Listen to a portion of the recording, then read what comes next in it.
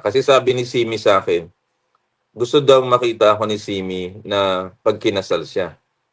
Meron siyang napupusuan yata, ang pangalan Lucas.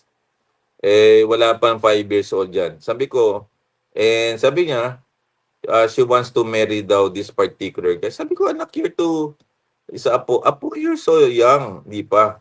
Kinikwenta ko, pag si Simi ay graduate ng college, dapat 80 years old, boy ako. Pag siya ay gusto medicine, dapat 84 or 85 ako.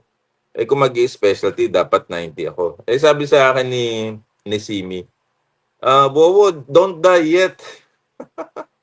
Don't die yet.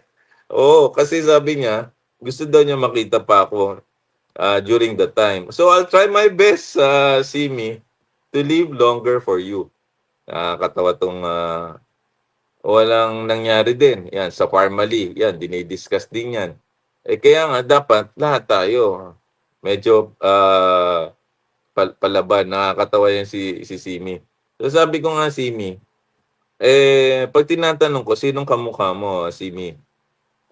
Sabi niya, yung mama daw niya si Pia at si Lily. Sabi ko, not even a certain portion of your face, kamukha mo yung si Wowo?